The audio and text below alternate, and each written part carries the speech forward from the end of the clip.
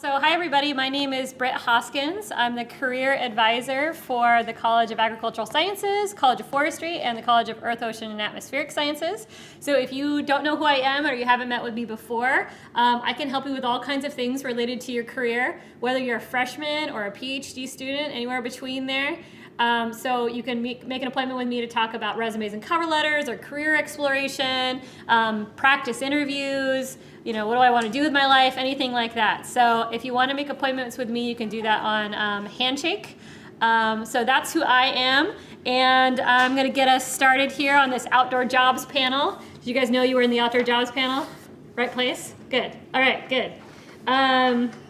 So let's see. I want to remind everybody that we'll have a time for networking afterwards. So all the panelists are prepared to stay, half an hour and chat with you and provide materials from their company if they have them, or take resumes, or just chat with you guys. So I would encourage you to stay afterwards and talk with people. Make sure, did everybody sign the sign-in sheet on their way in? Yeah, I think Kate's been getting you guys on your way in. Okay, so we'll try to, I always like to say, we try to get through a lot of questions. So you guys are going to have a lot of time. We might not have every panelist answer every question. So just know that sometimes you might want to direct your question to one person, or you might want to direct it to a couple people, or have the whole panel, but we'll kind of just try to keep the questions moving pretty quickly. But really, this is your time. There's no presentation or anything planned. Just want to hear from you guys and get the questions that would be most helpful for you answered. And we're going to take some questions from eCampus. Every few questions we'll take from eCampus. So eCampus, feel free to start typing your questions into Carrie, and then she'll pipe them over to me one at a time here. So we're going to start with just having the panelists introduce themselves and talk a little bit about their jobs, but I'll give a quick introduction here. We have Tyler Hoskins. He is a horticultural nursery technician here at OSU in the Hort department. So Tyler. He's also, you'll notice there's a similarity in our last names because he happens to be my husband as well. So partial to this one. Okay, so second person here we have Nick Legg. He is a geomorphologist / geologist at Wolfwater Resources. So it's Nick. We have Tani Irwin here. She's a crop advisor over at Nutrien Ag Solutions. Yes. They used to be Crop Production Services, if you've heard of them. Mm-hmm. We have Kaylee Frazier, and she works, I'm going to probably get this one wrong, the Umpqua Tribe of, the Cow Creek Tribe of Umpqua Tribe of Indians? It's the Cow Creek Band of Umpqua Tribe of Indians. Yes, that's a complicated one. Yeah, and then we have, the Cow Creek Tribe. Yeah. And then we have Joe Newton pulling up the end here, and he's our lands manager from Lone Rock Timber Resources. So if everybody could give a round of applause for our panelists. A couple of them came in from Roseburg or Portland, so. Okay, so we're gonna have everybody start out. We'll just start with Tyler and work our way down here. If you can tell us, how did you go from being a student to where you are now? And then what does your day-to-day job look like? What does a day in the life of your job look like? So take it away. So for me, I took a very roundabout path to get to where I am now. I started out, I grew up around nursery production and worked on some commercial vegetable farms. But as a kid, I decided that I didn't like that kind of work at all. So I went and got a bachelor's in sports medicine and worked in a large hospital for a few years. And after being there for a while, it wasn't connecting with me, just wasn't clicking. So I knew I had experience in ag, and I just knew I liked it, so I went back to school and pursued a degree in horticulture, and eventually went for a master's degree in horticulture as well. Along the way, there was an internship at OSU that kind of started the research bug for me. So I got into production nursery crops research, and eventually that led to grad school and a job at Carlton Plants, which was a wholesale bare root nursery. And eventually a good position opened up here, and I function currently as the research assistant for the ornamental plant breeding program at OSU here. So I'm the nursery grower for the program. I do the same job a nursery manager would at a wholesale commercial nursery, but I also manage research projects in developing new varieties and new methods of plant breeding as well. And a little bit of teaching on the side, but more or less that's my path to where I am now. And can you tell them just a little bit about the conservation manager job at Carlton? Because I know that that's an interesting job field as well. What did you do when you were there? Yeah, so Carlton Plants was about a 1,800 acre bare root tree nursery, and my job was to be the land use manager there, as well as like run shipping and stuff like that. But as a land use manager, I did our cover crop rotations to help ensure that we had good soil health, soil testing, pre-plant fertilizer applications, and managed our actual cash crop rotations as well through the farm. And a lot of that involved collaboration with the NRCS and various resource agencies, and a lot of planning in-house. Okay. Pretty well answered. Yep. Okay. All right, Nick. Hi, I'm Nick Legg. I'm a geomorphologist or geologist. I started out as a geologist, and is based on a passion for landscapes and being outdoors. And after graduating in about 2006, I worked as a consultant in an environmental consulting firm. And after a couple of years of that, I realized it wasn't exactly what I wanted to do, but I still wanted to be a geologist. And so I moved on to grad school here at OSU. Spent a couple of years doing a master's degree, did a local project up on Mount Rainier, studying hazards and climate change and the relationship with glaciers to mud flows and things like that wipe out roads and places that we love.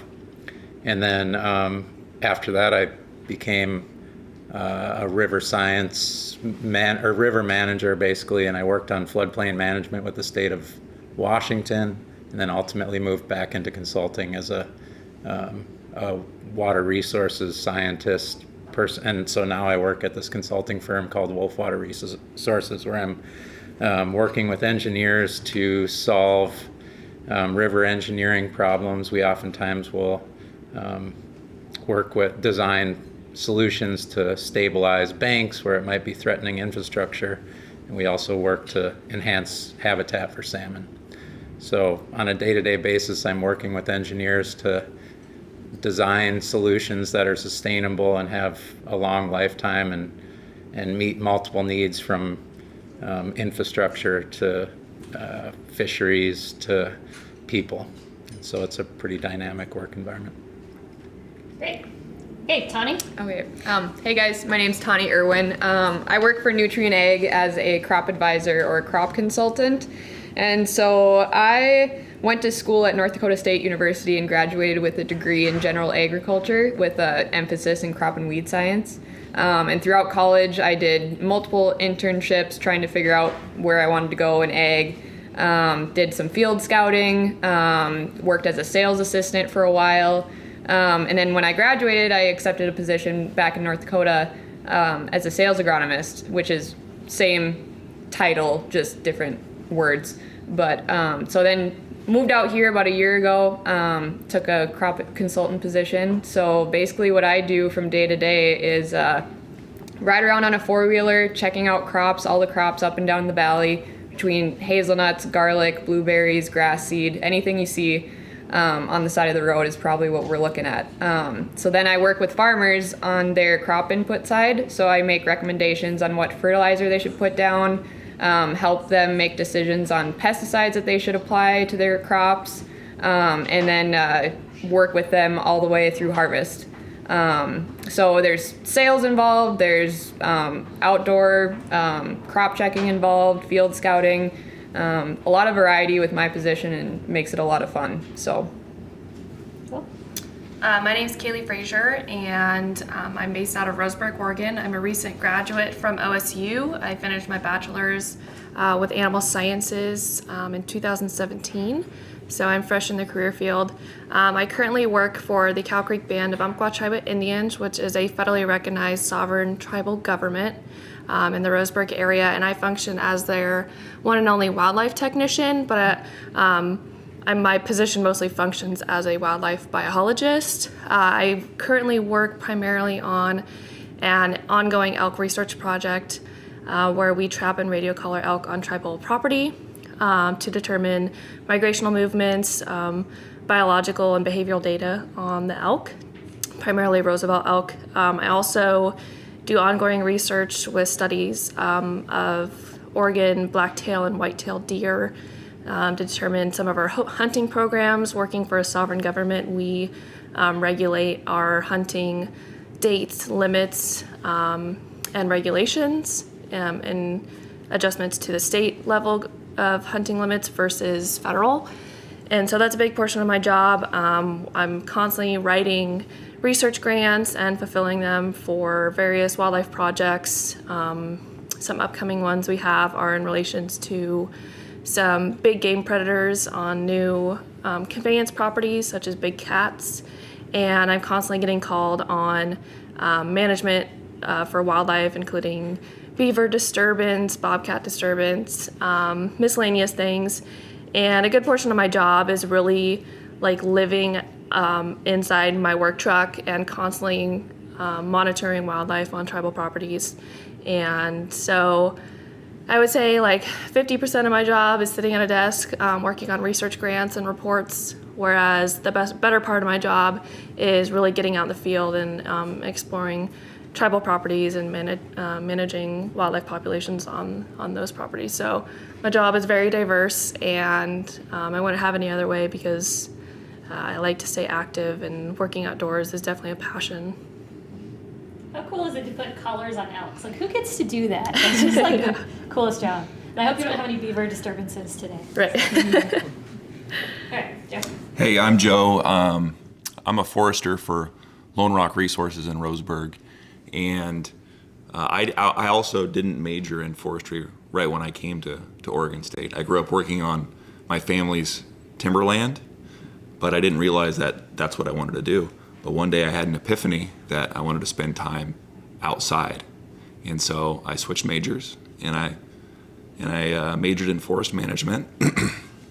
And I also was doing some other things, and I got a job in an unrelated field right after I graduated from college. I spent a couple years doing that, and then I got a job at my current company in 2009. Actually, I planted trees for the first several months, which is very difficult work, but you get to spend some time outside and learn how it's done from the ground up. And today, my title is the lands manager, which means I'm responsible for growing trees in accordance to our company's objective, and making decisions that help us make our timberlands as valuable as we can within our sustainability guidelines. And so I got into forestry because I wanted to spend time outside, and have spent a lot of time outside, but now I probably spend a little more time in the office than I do outside. But that's the way it goes. I love my job, and that's what I do. All right. Well, thank you, panelists. So we're just going to open up to you guys. What kinds of questions do you have? There's already online questions. Yes. First question would be, what are your recommendations for graduate certificates versus master's programs in natural resources? Okay. Recommendations for graduate certificates versus master's programs in natural resources. I would say that probably in general, the idea of certificates versus master's programs and what you guys are doing. Well, for me, being in the research side of things, the master's degree is definitely going to give somebody a leg up. It's not everything when it comes to getting a job at university research. A lot of it comes to experience and who you know as well, but a lot of positions are going to have a lot of applicants for research-based jobs, and the master's degree is pretty much always going to be a preferred qualification for somebody, and you're going to have formal training in how to design experiments and conduct studies through your master's training, so it's definitely helpful there. It's going to be somewhat limiting if you're going for a job as a manager of a research program, like the PI for a breeding program or a research program. That might be a PhD level position, but the master's certainly helps in the university and professional research world. This is Nick Legg. I would say I don't have experience with graduate certificates, and they're not common in my field, but I do think master's degrees are really, they can allow you to specialize and do something, more specialized and usually along the lines of your interest. I would say that having applied experience between your undergrad and graduate can be really useful in helping you focus and understand what you want to get out of that master's or graduate certificate program. And I found that to be a nice track. Just a couple years out of school really helped me understand what I wanted to do. I don't think in my field, I don't think either the certificate or a master's degree is is essential to getting a job or advancing in the private side of things. Forester's a very, very broad term for anyone who helps the landowner meet an objective in the forest. So some types of forestry, certainly it would be helpful to have a master's degree. Government jobs, for example, it might help you get a job or get paid a little more. So that's my answer. Yeah. In-person questions? Yeah. Do most jobs within management or land use have sort of a research component? I was just hearing that mentioned a few times and I was kind of surprised. If you're managing a landscape, does that imply that you're also doing some sort of research on it, or are there jobs without that? Sorry if that's not a very clear question. I would say we're always trying to do our work better. So a lot of times you maybe wouldn't call it research, but it's adaptive management. You're learning from what you're doing. And so I draw upon research, and we take every opportunity we can to assess the effectiveness of what we're doing, and we try to improve. So. And maybe there's a broad starting recommendation for best practice that you might be looking at implementing as well. But if you're in a private business or land management scenario, you're working in a unique situation. It's going to have its own climate, ecosystem, and dynamics or production demands that you have to balance that with. So you have to adapt what may be a standard best management practices through trial and error to figure out what works best for you as well.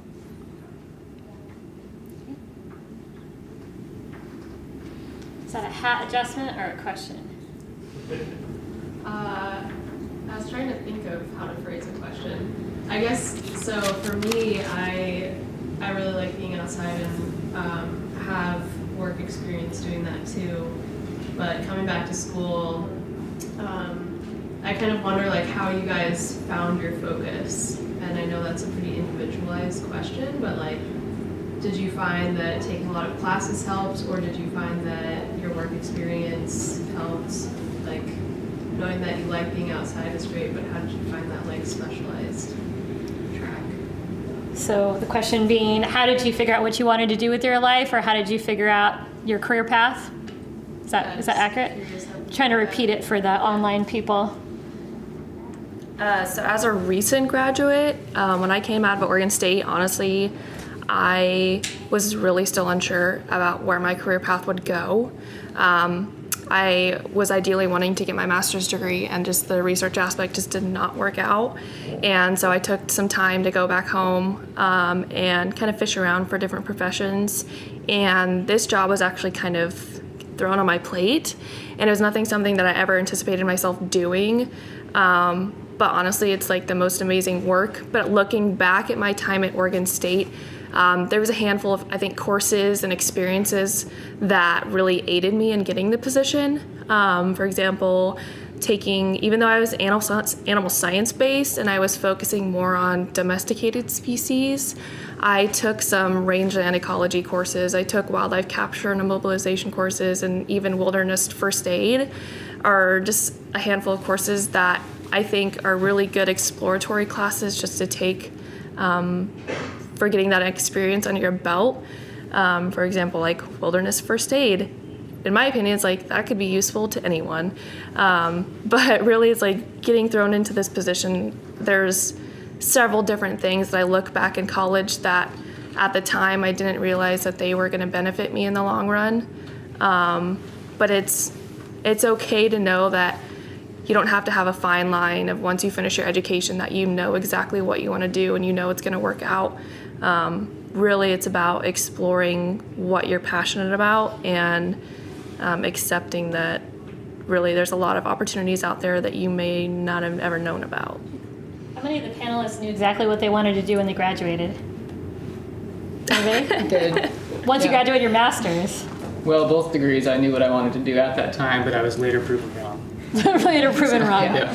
I didn't know what I wanted to do when I started college, but by the time I finished, I knew what I wanted to do. I knew I wanted to go into the agriculture industry, but I had no idea what sector that meant, whether that was research, agronomy, or just a sales position or whatever.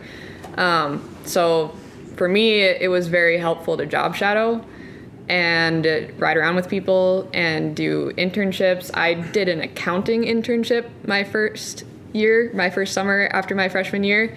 Has nothing to do with what I do now, but I just got it right out of the way, and I was like, nope, I don't want to do that. I figured that out. And so it's just trial and error, honestly. It was for me anyway, before I found out what I wanted to do. Yeah, I think internships are really, really important in our field because it's a broad field, and if you kind of want to do forestry but aren't sure which direction in particular, having internships and maybe a broad range of types of internships is important, because it's just as important to learn what you don't want to do as it is what you do want to do, and it can be a good way to figure that out. Yeah, I guess I would just say it's a continuous process, and I know what I want to do, but I can think of things that would be a little bit better. And so I think every job I've had and every course I've taken, I've understood more and more. And so I don't think you should focus on having the perfect job the first time, because you're going to learn from that, and you're going to have another opportunity to take another step towards what you want to do. Yeah. So, are there any qualifications for going into any of your companies or groups that would be otherwise unexpected, just from other than like leadership skills and whatnot? Any ones that you would not otherwise expect before you're actually in the job? So top qualifications for each field, something they'd be expecting. What would those be?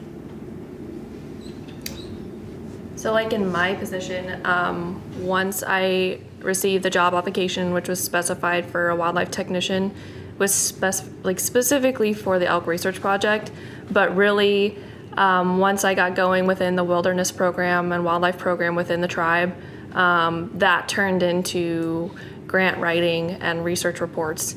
And again, those weren't things that I anticipated, and so those are things that I've had to adapt to.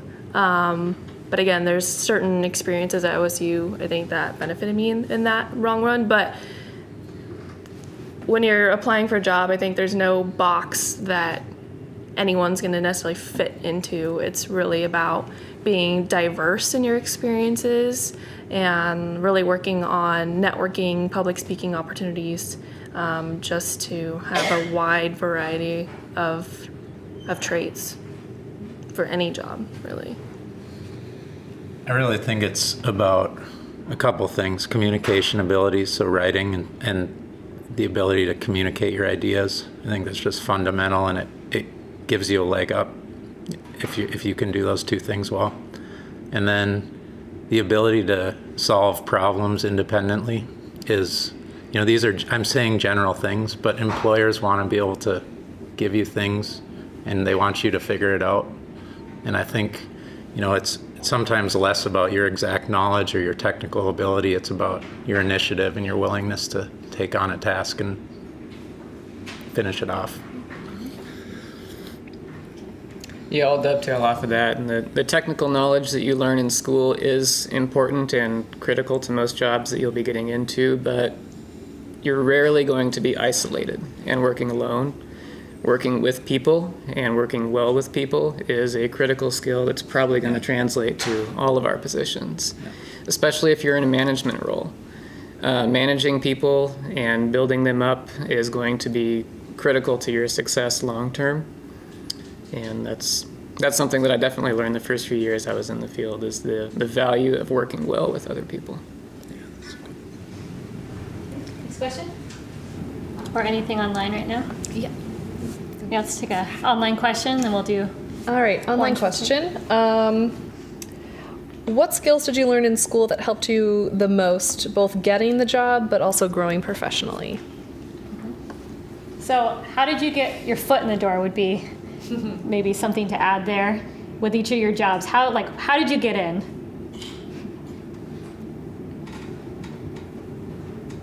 Everybody. How did everybody get in? Starting with Joe. Okay, so let me make sure I understand the question. Yeah. So what skills do we learn in school that helped us in our current role? I think they're asking that, but also, like Britt said, how you got your foot in the door. Okay.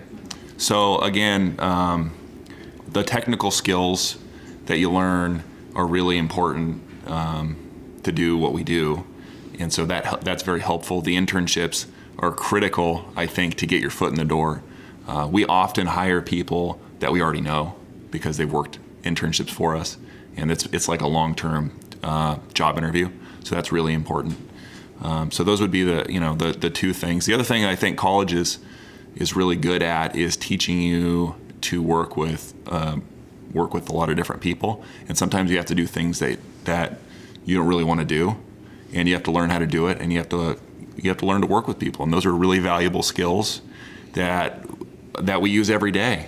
And if that's one of the key lessons I think we learn in college. I think in my position, the classes that you take in school, whether it's weed science or chemistry or whatever, it builds that foundation that just gives you a leg up over someone that might not have taken those classes when you go to apply for a position and interview. I have a lot of coworkers and colleagues that did not go to school for agriculture, not even close, and then they ended up in my position, but they do admit that not having that experience, it took them a lot longer to learn on the job. So just building that foundation in school through classes and internships and stuff like that has helped a lot. How did you get your foot in the door? So how did you get that first interview, or did you just apply? I went to, when I got my first job out of college, I went to career fairs. Honestly, just walked into offices sometimes and was like, what do you guys have available? You kind of just got to put yourself out there instead of just applying online. Just be creative and think outside the box. Mm-hmm. And I would say ask for help from your contacts, because people want to help you if you've had a good experience with them. People, I think some of my foots in the door were making sure that the person that knew the hiring manager talked to that person and talked about their experience with me. So use your network, because your network wants to help you. I've been in 3 professional positions so far, and I have yet to get hired into a job that I didn't know somebody at the location I was applying at yet. So that definitely helps. Yeah, and I think in my position, being a local resident really helped with my type of position, just because I knew the landscapes, I knew the natures of the hunting and fishing kind of regulations on Douglas County area. And so I think that really helped because it was really my home range, but also knowing people within the organization. I'm not a tribal member, so obviously a lot of tribal members have preference in certain positions, so I really had to put my foot in the door and talk about how my professional experience and different traits that I held through college and other organizations really would benefit me in the position.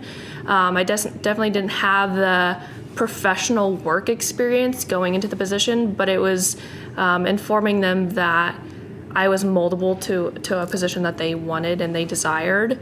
I think also my time at Oregon State was highly influenced by my time within Sigma Alpha, which is a professional agricultural sorority, which deals with professional development of women in the agricultural field. And so we really work on resume boosters, public speaking opportunities, how to professionally present yourself.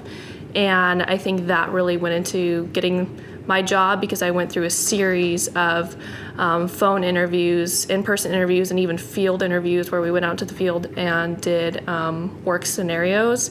And now my employers will tell me that a big part of getting that position was my personality and the ability to work well with the team and natural resources. Okay, I think you had a question? So that actually works pretty well. So as a recent graduate, or anyone directly after you were hired, did you ever feel like the fact that you were new played into how tenuous your job was, or was the fact that you knew people there already that was secure? So I guess how stable are your current positions, and do you think it helps to know people to increase that stability? I think when you're in your position, it's about how much value you bring and how well you work with people. And I mean, of course, it's about knowing people, but I think if you're always focusing on bringing value and being a good coworker, you're going to feel secure in most situations. I could probably speak to the opposite because I moved out here from North Dakota with 0 connections and I didn't know anybody at the company that I currently work at. And I will say, like, it was a lot harder to get your foot in the door somewhere when you don't have a connection. It is much easier when you have a connection to get into a company and get a job because you have somebody to vouch for you. But it's not impossible if you don't have connections. So. Yeah, I was speaking to when you're actually in the job. Yeah, I would right. agree Okay. Completely. Yeah, I definitely think it plays into how much value you add to your position and your research or whatever field you're in. Going into my position was specifically for a 3-year research project as a wildlife technician. But they've already seen so much potential that once the grant expires, they'll be keeping me on as a wildlife biologist. And so it's really debuting all of your attributes that can benefit your organization or your workforce. And really, when you're in my scenario where I'm working with a very small natural resource department, it's all about that team building, always have that positive attitude and being supportive of programs, but also the value added is also being very independent. In my type of position, I'm basically like self-performed. I'm by myself a lot, and so it's really goes into priorities, self-scheduling, and making sure that you're staying consistent with your schedule and being as proficient as possible. Any questions? Any online questions? Yes. How hard is grant writing? How hard is grant writing? Do each of you do grant writing? It is painstakingly difficult. No, it really depends on what type of research you're looking into and where you're intending to receive your grant money from. And so it really depends on the organization. We do a lot of our grant writing through the Administration of Native Americans, which is the National Native American Granting Agency. And so they're a little bit more lenient with certain research projects, but it's really just getting the bare bones for starting a research project from the ground up is just time consuming and takes a lot of collaboration with other partners. Okay. Online question? Yeah. For those of you who have the experience, what was the differences or similarities between public and private sector? Differences between public and private sector. Well, I could speak to what it's like to work in a large production wholesale nursery versus in a university environment. And for my job as a grower of a breeding program currently, I do very similar work, just on a different scale. Instead of managing 1,800 acres of production, I manage 5 acres of production. But it still requires the same technical skills to actually grow and propagate the plants. My experience in the private sector is that it was a little bit faster paced and more demanding than it is at a public university. Not that my job isn't demanding and stressful in its own way, but we have a, I guess, more cushy benefit structure and lifestyle work balance format than we did at the previous place that I worked. And that's not going to be true for every employer, every nursery, every location. Everybody's going to manage that differently. But the demands on me to ship and grow large quantities of plants was more stressful and more time demanding than it is at the university here, if that gets to the heart of the question. Any other thoughts? I would say something similar. As a private employee, there tend to be more deadlines, and I'd say the work is more variable. So some weeks I really have to work hard to get things done, whereas the work was more stable when I worked at a state agency. That being said, I think the quality of coworkers and the opportunity to work with smart people has been equal in my case in both situations.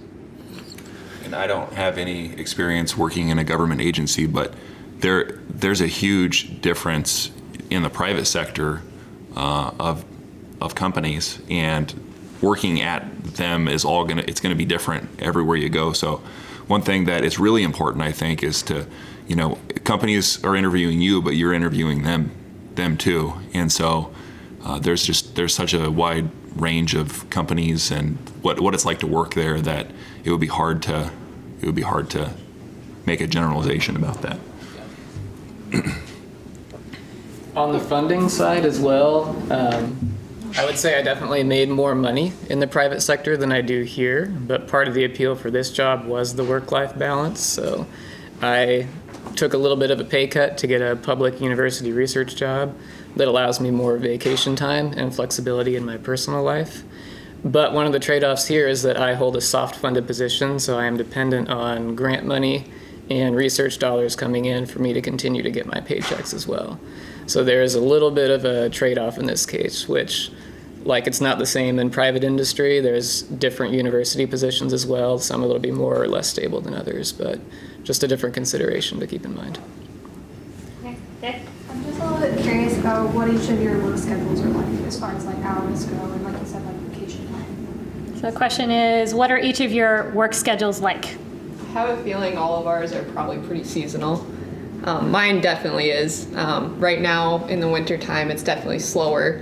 So it's lots of meetings, and once springtime hits, it's really busy and you're working long hours, sun up to sundown. But it's nice that you get a break in the winter time to kind of make up for all the long hours that you're putting in during the busy season. My schedule is different now that I'm not a field forester. Field foresters are seasonal. You know, they're doing things based upon what needs to get done, when it needs to get done. And so a field forester might work, sometimes he or she might work 60 hours a week. And then when it's slower, they might cut back to, under 50. I probably am a pretty consistent 50 plus a week. And my company is pretty unique in that we don't really have a vacation policy, but it's kind of, if you can get your work done, if you get your projects done, and your supervisor approves it, you can do it. So usually it's 3 weeks, maybe a year, for 4 weeks for longer tenured people type of thing. For me, I pretty much work a 40-hour week year-round, though the pace and the demand definitely picks up in the summer. Springtime and summer is definitely the busy season in nursery production, but at this job, I'm pretty well able to keep it to a 40-hour work week even during the busy season. Which is not the case at the large farms. Those are like 6-7 day weeks for 4 or 5 months at a time. Yeah, for sure. Sometimes. So I want to insert a question because I always think this is fun to ask. What is the best part of your job, your favorite part of your job, and what is the most challenging part of your job? Being totally honest. Whoever wants to tackle that first. There's a lot of good parts of my job. I'm trying to think of the best one. I would say if I had to narrow it down, the best part of my job is getting to work with people. I just really, really enjoy working with people. And with my job, I am on the phone all day, just chatting it up with farmers, going to see them, going to their farms, walking fields with them. And then I guess the hardest part of my job is, getting told that they don't want to do business with me, or they're happy where they're at, or getting turned down, I guess, would probably be the hardest part of my job because it is a sales position. I think my favorite part is I'm someone who's passionate about being out in the land and solving problems, and that's something I get to do. My company's always trying to innovate, and we're out on the landscape making things work better, and we get really excited about that. And it's always about a mix of technical stuff, people stuff, and it takes you out to really neat places. So for me, it's like all that stuff kind of mixing together. The hardest part for me is not having enough time in the day. I'll start with my most challenging part of my job is I love being outdoors. I like being a very active person, and so those days that I have to be behind my desk in my office all day is really struggling, especially when it comes to grant writing and reports. And And then being very independent in my position, I really have to kind of buck up and really figure out a lot of stuff on my own. I really don't have a lot of people like to turn to answer questions. I really have to be independent in that form. But a good portion of my job is the best parts is really being outdoors, handling animals, working with Roosevelt elk, really on a very frequent basis is just amazing. I can't even go into detail about how often it is to do wildlife captures and research.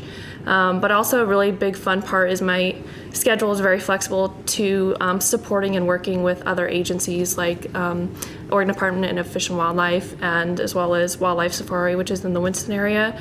I'm constantly getting called to assist with wildlife projects with them. And so really on a day-to-day basis, my job is something new every day. So it keeps it exciting, keeps it frequently changing. So that's something that I love about it. I think being able to work as a team and accomplish our objective. I have a background in sports, and so being able to work with other people and accomplish what we want to do to win, what we're trying to win at, that's the best part of my job. And the worst part is when we lose. So when we can't get it done the way we want to get done, then we have to figure out why, and that's less fun. But hopefully it doesn't happen very often. For me, I think the best part about my job is how creative it is and how much autonomy I have. Being in a research program, our job is to create new plant varieties. So there are no rules. We just find something we're interested in, or we talk to growers about what their needs are, where opportunities are, and we just brainstorm and find ways to do it and make it happen. We're not trying to sell a product, we're trying to create something new, and it's very rewarding when we get to the end of the day and we have a variety that's being released to the nursery industry and you actually see them growing it. That's really cool and really rewarding. The challenging stuff, I don't know, probably the writing side. I would rather be outside growing plants all day than on my computer doing reports and publishing papers and whatnot. Questions? Yeah. This one's kind of for Tani. You mentioned that you had a lot of internships while you were in college, and I was wondering how it is balancing internships and academics, and if you wish you would have rather spent more time doing one or the other. I guess I did some of my internships through the summer, so that was kind of nice because I didn't have summer classes, but I did work part-time as a sales assistant for an egg business through school, and I would say most companies are really willing to work with you. If you're willing to work and put in the hours, they're willing to be flexible with you with your class schedules, and because school comes first when you're in college. You're trying to get a degree, and I think that just shows employers how willing you are to learn and be on the job and helping. So I would say just employers are just very flexible overall when you're in school. Other questions? Online? Sort of related. For anybody who did have internships or part-time jobs in college, someone's wondering how you found those. So how did you find internships? If you don't have experience, how do you get experience? Go to career fairs. Go to career fairs, look at job postings, talk to people. Going to career fairs, you say. There's one coming up on February 20th. February 20th. And so that's the main university-wide career fair. And then the 27th is a nonprofit fair. And that only happens once a year. So check those out on Handshake. Back to you, Tony. Okay. Yeah, I guess for me it was hard in college because I didn't really know what the names of businesses were, so you couldn't really just go on and like Google, okay, I want to work for Nutrien Egg, so let's look at their website. So it was a lot of through the college, things like this. We actually have positions open for college students every summer for field scouting and stuff like that. So yeah, just talking to people and getting experience. It's tough to do when you don't know who to ask, but you got to just start asking questions. Yeah, we have, in our industry, there are people who want to know you if you're interested in working in forestry. Every company has people that really wants to talk to you, and so it should be pretty easy, working through the college to make those connections. Yeah, to just piggyback on that, I give informational interviews bi-weekly, and my coworkers do as well. So companies are interested in talented young people, and they want to talk with you.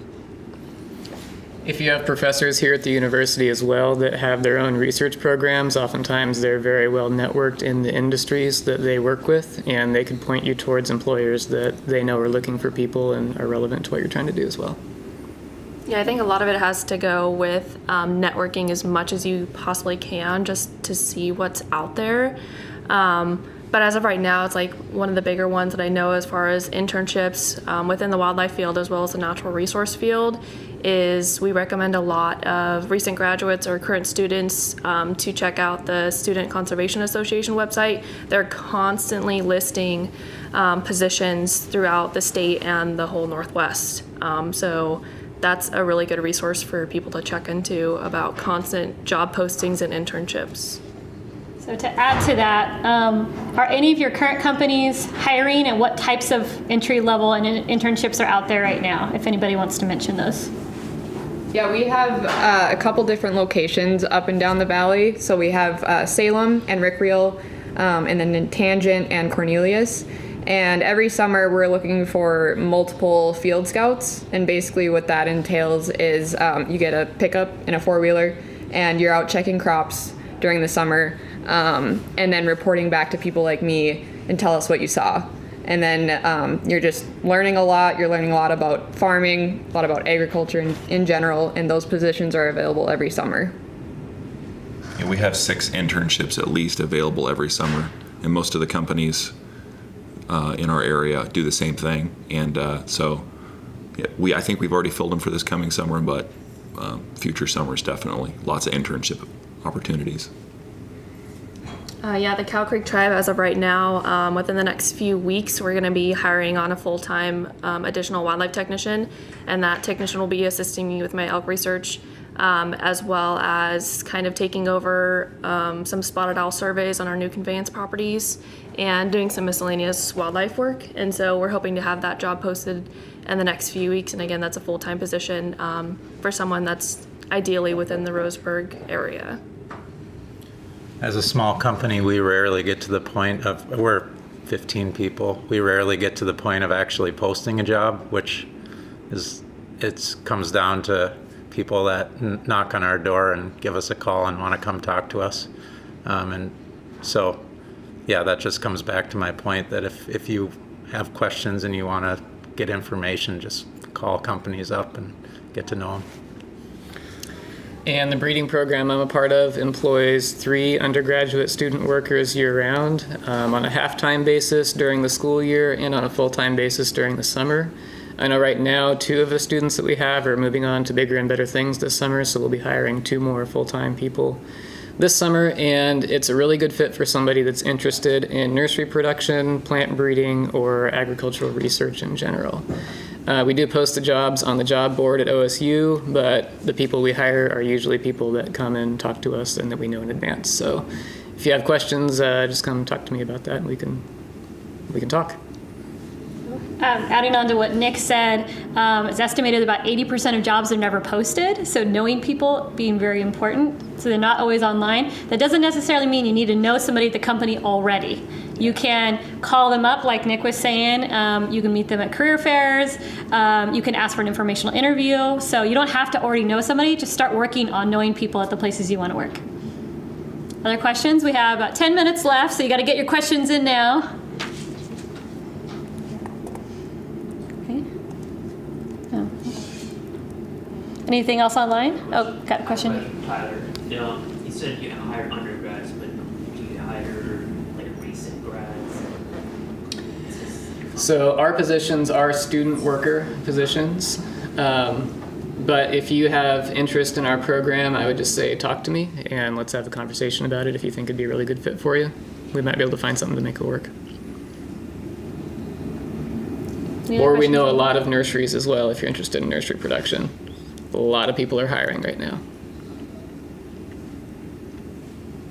I guess I know we talked about like having a master's versus just like a different degree. How do you guys have master's degrees versus just like a degree in your field, I guess? Raise your hand if you Who have a got master's. Masters.